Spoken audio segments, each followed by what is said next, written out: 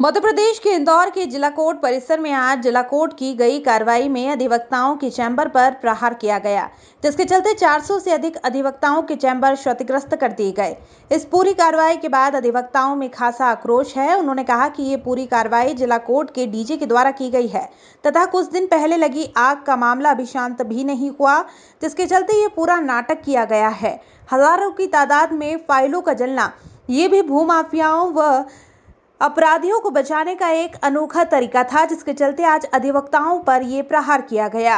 आज जो ये घटना हुई है, ये 1908 का ये जो भवन है, यहाँ पर जो सदियों से इंदौर का जिला न्यायालय संचालित हो रहा है, जिसमें 5-6 दिन पूर्व भीषण आग लगी, ऐसा काल्पनिक तौर पे बताया गया, जबकि आग ये लगाई गई है पूरी तरीके से षड्यंत्र की बू स्पष्ट रूप से आ रही है कि 72 लाख फाइलों का जलना और इस आधुनिक समय में आग पे काबू नहीं पा पाना, ये अपने आप में शंका को जन्म देता है। और उसके बाद में जो बिल्डिंग के चारों ओर जो अधिवक्ताओं की टेबलें थी, जहाँ पर उनकी बैठकें थी, उनको बर्बरतापूर्वक तोड़ दिया गया।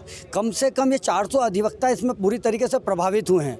पिछले मार्च से लेकर के वर्तमान तक अधिवक्ता बेरोजगारी की अवस्था में है और आत्मनिर्भर शब्द का पर्याय बन चुका है अधिवक्ता, और उसको एक तरफ तो बेरोजगारी से पीड़ित है, घर में समस्याओं से जूझ रहा है, और यहाँ पर सीधे सीधे न्याय प्रशासन द्वारा अधिवक्ताओं के पेट पे लात मारी गई। रात के बाद यहाँ पर इन्होंने न्याय प्रशासन ने या जिन भी लोगों ने, यहाँ अभिभाषक तो थे नहीं, उनके जो यहाँ पर शेड लगे हुए थे वो शेड यहाँ तोड़ दिए गए हैं। अब किन्ने तोड़े, क्या तोड़े, कोई जिम्मेदारी से बताने को तैयार नहीं है। वकील अभिभाषक यहाँ काम करता है, इंदौर में 5-6 हज़ार वकील लोग काम करते हैं। यहाँ बैठने की व्यवस्था नहीं है। वकीलों ने अपने पैसों से यहाँ खड़े रह के अपने शेड बनाए कि धूप पानी बरसात से वो बच सके, उनकी फाइलें सुरक्षित रह सकें। अगर इसमें यहाँ अग्निकांड से अगर बिल्डिंग को कोई क्षति हुई है या जो भी कुछ हुआ है, तो उसके अंदर आपको सबको चीज़ जाहिर करना चाहिए थी और वकीलों से कहना था कि भाई आपके शेड हटा लीजिए, हम आपको वैकल्पिक स्थान दे रहे हैं। वकील को तो काम करने की जगह चाहिए, उसको कोई डीजे साहब के कमरे में तो शेड लगा के नहीं बैठना है।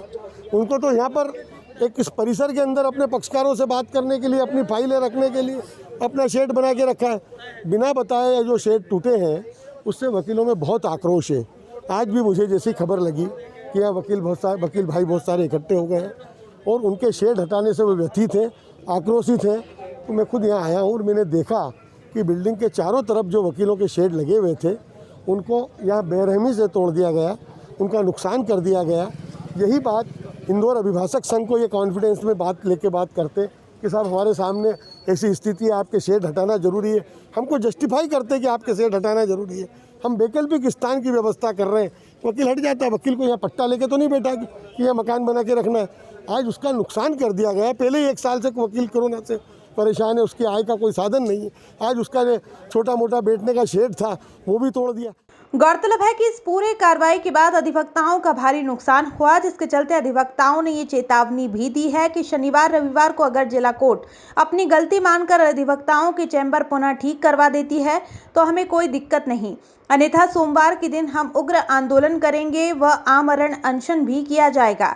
अब देखना ये होगा कि जो अधिवक्ता दूसरों को न्याय दिलाते हैं, क्या वो अपने हक की लड़ाई में जीत पाते हैं या नहीं।